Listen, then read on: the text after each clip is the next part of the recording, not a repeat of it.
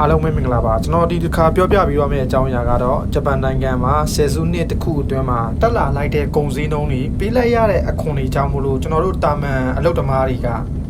ငွေစုရောစုမိရဲ့လားဆိုတဲ့အကြောင်းအရာလေးကိုကျွန်တော်အတိုးချုံပြောပြမယ်ဂျပန်ကိုစရောက်တော့ဆိုရင်မြန်မာငွေဈေးကလည်းဂျပန်နဲ့တိတ်မကွာဘူးဗျာတရန်ကိုမြန်မာငွေ6ကျပ်10ကျပ်လောက်ပဲရှိတယ်အဲ့ချိန်တုန်းကဈေးဘိုးအတုံးဈေးကတပတ်ကိုရန်1500 2000လောက်ပဲကုန်တယ်စံဈေးဆိုလဲ5ကီလို10ကီလိုမှ1000 1500ဝန်းကျင်လောက်ပဲပေးရတဲ့ခေတ်အဲ့တော့ကဂျပန်မှာတလအတုံးဈေးက1000ဝန်းကျင်လောက်ဖော်ဖော်တီတီသုံးမယ်ဆိုရင်2000ဝန်းကျင်လောက်ပဲကုန်တယ်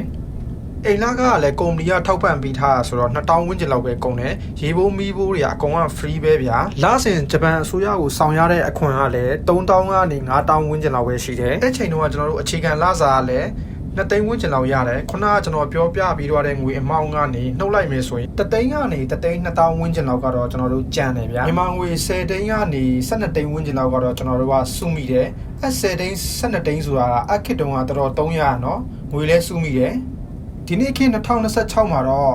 ဂျပန်နိုင်ငံကနေမြန်မာနိုင်ငံကိုအလုပ်သမားတွေခေါ်တဲ့အချိန်မှာအရင်တုန်းကပြီးတဲ့လစာတိုင်းပြီးနေတာတွေ့ရတယ်ဗျာအဲ့2သိန်းဆိုတာလည်းဒီနေ့ခေတ်ပေါက်ဈေးနဲ့ဆိုရင်350ဝန်းကျင်ရှိတယ်ဒါကိုမြန်မာကလူတွေကိုအလုပ်လုပ်ချင်အောင်လာချင်အောင်တစ်လောက်ကို350ရမယ်ဆိုရင်မှအလုပ်ခေါ်နေတဲ့ဥစ္စာတွေမကြာခဏတွေ့ရတယ်တကယ်တမ်းကအဲ့ဟာဖြတ်ပြီးနှုတ်ပြီး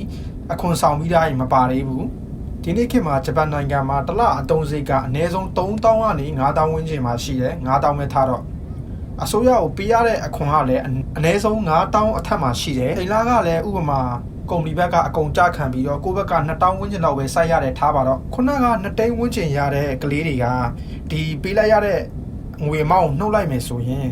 9000 8000လောက်ပဲကျန်တယ်ဗျာမြန်မာငွေနဲ့ဆိုရင်15သိန်း30လောက်တော့ရှိမယ်ခုနကပြောခဲ့တဲ့ဂျပန်မှာတစ်လအလုပ်လုပ်မယ်ဆိုရင်350ဝန်းကျင်ရမယ်ဆိုတာဘယ်မှာလဲအခု10သိန်း30ဝန်းကျင်ပဲကျန်တယ်10သိန်းပဲစုမိရထားပါတော့အရင်တုန်းက10သိန်းဆိုတာကကျွန်တော်တို့တန်ဖိုးရှိတဲ့ငွေပမာဏဗျာအခုခေတ်အချိန်ကြီးဆိုရင်10သိန်းဆိုတာဘာမှငွေကအတုံးမခံဘူးအရင်တုန်းကမြန်မာကအများအဖြစ်မှာတွေ့ရလိမ့်မယ်မအီးဝင်းစီဇန်နယ်ဆိုတဲ့3နှစ်ပြီးသွားတော့အခါဆိုရင်မှတထေးတွေဖြစ်တဲ့အကွက်တွေကဒါအပြင်ဘဝလက်တွေ့မှာအဲ့လောက်လွယ်ကူမယူရှင်းဘူးနိုင်ငံခြားမှာဆက်ပြီးတော့တောင်းတင်နေရတဲ့အကြောင်းရင်းကလည်းကိုယ့်ရဲ့အခက်အခဲတွေအကြောင်းရယ်နောက်ပြီးတော့မြန်မာနိုင်ငံမှာအလုပ်ကိုင်ရှားပါမှုတွေအကြောင်းတာဆက်ပြီးတော့နေရတာဗျာဂျပန်မှာတစ်နှစ်ပြီးတစ်နှစ်တက်လာတဲ့ကုန်စည်နှုန်းတွေပြီးလိုက်ရတဲ့အခွန်တွေရတာများလာတာလစာတိုးတော့လဲအားလုံးတီးတဲ့အတိုင်းပဲဂျပန်နိုင်ငံကတစ်နှစ်ရလိုက်တဲ့လစာလေးကကြောင်ချီလောက်ပဲရတယ်ဗျာဘာမှမပြောင်းလဲဘူးဒုတ်ရင်ပဲဖြစ်နေနောက်ဆုံးမှကျင်တာကတော့ဂျပန်နိုင်ငံကိုလည်းမစွန့်ခွာနိုင်ဘူးဆိုရင်တော့အားတဲ့အချိန်လေးမှာတခုခုအတတ်ပညာအသိပညာကိုလေ့လာတင်ကြားပါဂျပန်မှာတခုခုယင်းဒီမြုပ်နှံမယ်ဆိုရင်လည်းကိုတိုင်ကလေ့လာသိရှိနားလည်မှလုပ်တာအကောင်းဆုံးပဲဒါမှမဟုတ်ရင်လစာတူတောင်းမှမရဘူးဆိုရင်လစာကောင်းမဲ့ကုမ္ပဏီကိုပြောင်းပါစတာပါ